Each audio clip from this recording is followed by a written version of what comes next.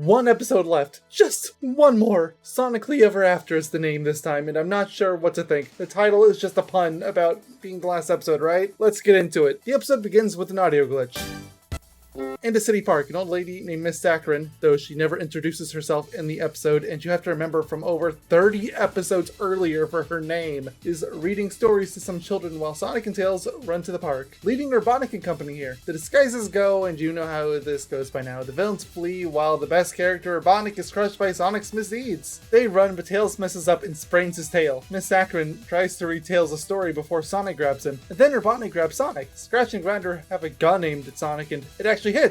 Instead of the usual violent results though, it instead zaps the three of them into a book. Sonic and Tails first appear confused about where they are, but quickly realize it's Hansel and Nettle, because there's chili dogs everywhere. Sonic's paradise. Tails finally stops and realizes he's a girl, and you're not really helping with the mass confusion about your gender there, buddy. Robotnik appears and is rocking the witch outfit, trying to lure them inside, and for some reason Tails buys it, with neither of them seeming to recognize Robotnik. Sonic goes in after his friend, and they both start making chili, until Robotnik takes off the mask, and I didn't even realize it was a mask until he took it off. A new worst disguise, but it still worked. Of course! They're still fine though, and flee after one too many failed attacks from Robotnik. We're back outside now as Miss Saccharin is reading this new version of the story, only seeming to just now notice it's different. The kids like the new story, and so does Grounder? Scratch wants to pull Robotnik out, but the story is just so captivating. We move on to another story, this time Snow White and the Seven Squatty Guys, where the evil queen is lusting over her own height, asks the magic mirror who the tallest person is. Robotnik reveals himself as the mirror and tells her, "It's not you." No, never mind, he's not the mirror, just behind it. Good for him. The queen faints from surprise. Sonic and Tails appear to be two of the Seven Squatty Guys and are already with Snow White. Snow White knocks herself out because she's so tall she walks into a beam when Robotnik rings the doorbell. You see that, Sonic? That's how you enter someone else's home. He's selling a chili dog, but the master criminals don't need to spend money to get what they want, so they just have Tails steal it and eat it before Robotnik even responds. Of course, the chili dog is poisoned, but still, Sonic convinces Snow White to kiss them so he'll wake up. Good to see one of them knows their fairy tales at least, even if it's heavily altered. Robotnik stops being nice, so he knocks down the door and uses a leaf blower to empty the house. Sonic is an evil con man, so he tells Snow White that Robotnik is Prince Charming in disguise, incapacitating him long enough for them to get away. While running away, they also run into Cinderella, transformed by her fairy godfather. He's a walking mafia reference, I love it. Robotnik steals the fairy godfather's wand and uses it to stop Sonic and Tails with a wall, and turns Snow White into a toad. Robotnik gloats about what he's going to turn Sonic into, and we're back out of the book.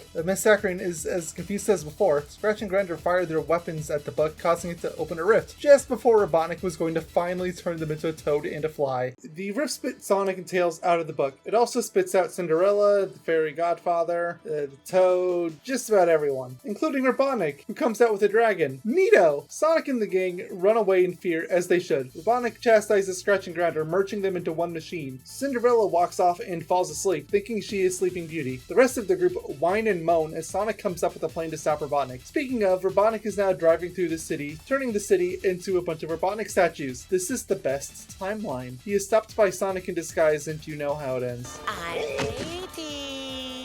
Hey, you know what? It's the last episode, you get a pass. But just one. Robotnik climbs the castle and is tricked into kissing Snow White, who is still a toad, or was, as she transformed back into her old self after the kiss. Sonic tries to steal the wand, but fails miserably. Robotnik goes back to terrorizing the town on the dragon, following Sonic back to the group. Sonic, however, notices the dragon has a stick in his foot and pulls it out, taming the creature instantly. The giant that was with Robotnik approaches the group, so they beat it into climbing a beanstalk and cut it down, ending with the giant falling into Robotnik. Sometime later, Robotnik begins attacking Sonic and company from atop a mountain. Sonic leads Tails to a nearby airport for, the end. No, really, they take an airplane out and have it spell happily ever after, the end, in the sky. For some reason, this works, leading to everything from the book, including the wand, getting sucked back in. Robotnik rushes Scratch and Grinder back to the lair, saying he wants to get back into a new book. The episode ends by obliterating the fourth wall with Miss Saccharin narrating the end end of the book, and Sonic popping out to say every story must end, even this one. The Sonic says is about libraries. And you know what? I'll give him this one. Even if the book aspect of libraries has dwindled a little bit over time, there's still so much value out of a library that, yeah, you should check it out once in a while. As for the episode, I thought it was a decent send-off. The first half was surprisingly the stronger half for once, although the second half wasn't awful either, at least by the show standards. It's still no Robotic Express, don't get me wrong, but as far as finales go, yeah, it was decent. Wait, what do you mean there's another episode? A Christmas special made 3 years after the original run?